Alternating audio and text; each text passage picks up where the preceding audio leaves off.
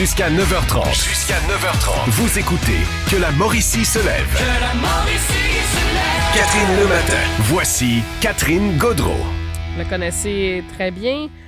Écoutez, les conférencières, blogueuses, elle se promène à l'international et je pense que c'est important de lui parler ce matin. Bonjour, Mme Benhabib.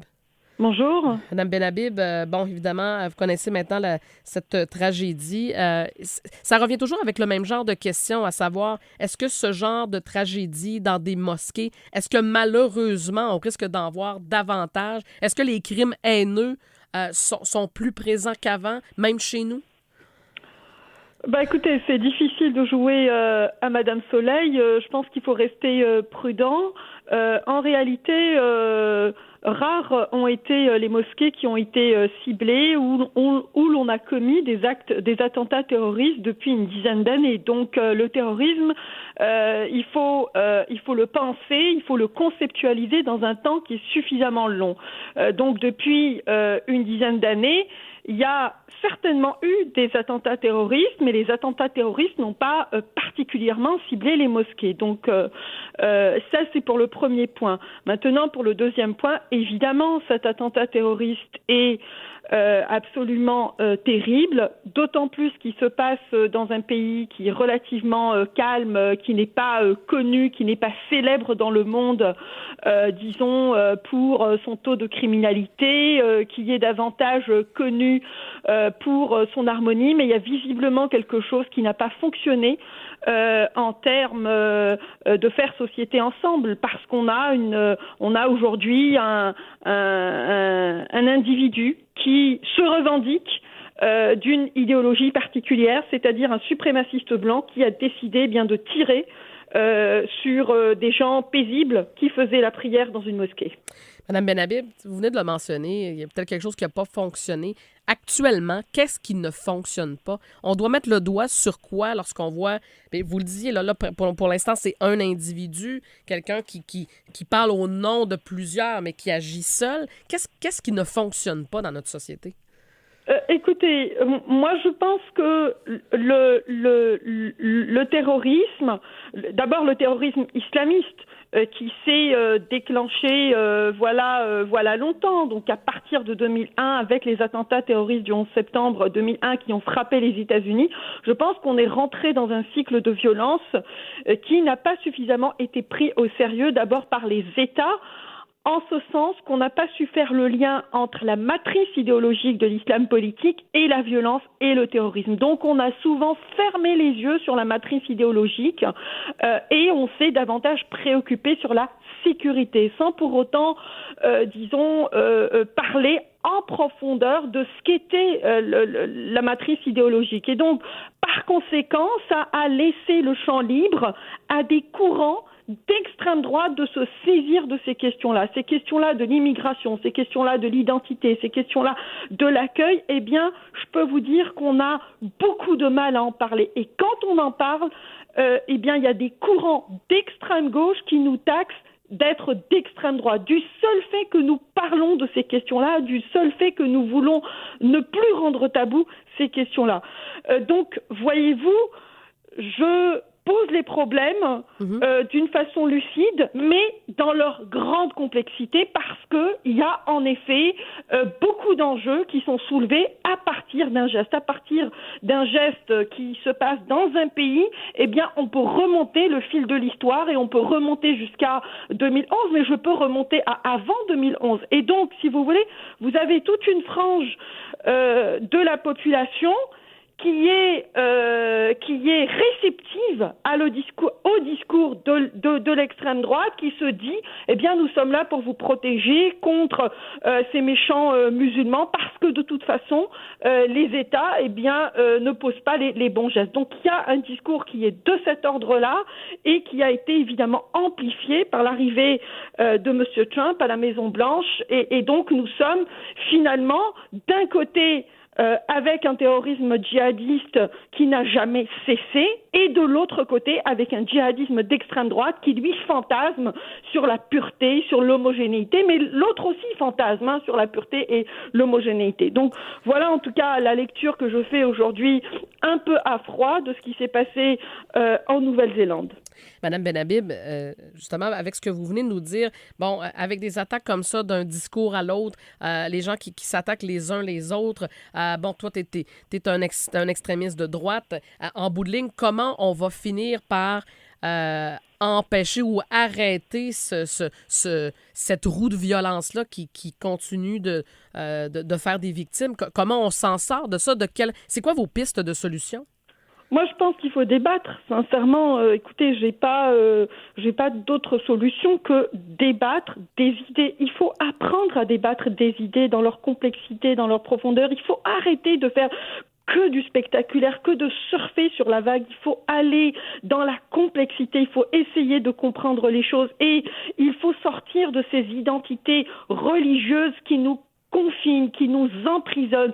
On s'en fout que les gens soient de telle religion ou de telle autre. L'essentiel, c'est le projet qu'ils partagent ensemble. C'est ça, faire société ensemble. Faire société ensemble, c'est aller au-delà de nos appartenances parce que au bout de la ligne, nous sommes tous des humains et nous nous ressemblons davantage que nous nous différencions.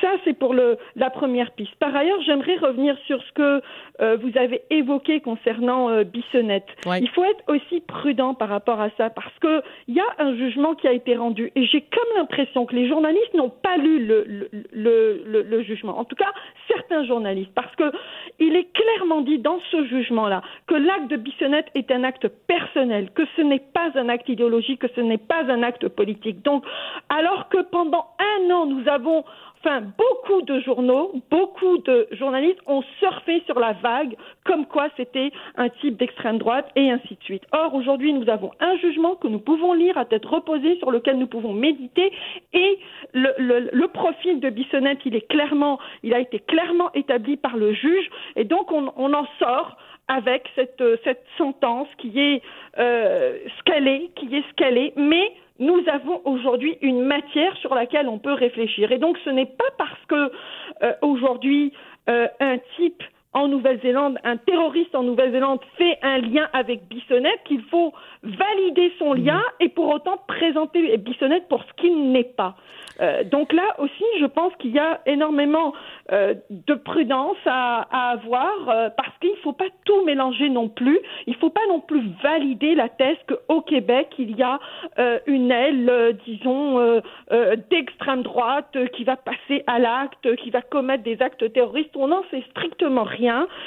Et donc, c'est pour ça que moi, je dis, revenons à l'essentiel, revenons au débat d'idées, revenons aux échanges, discutons, parlons et surtout ne rendons pas des sujets tabous.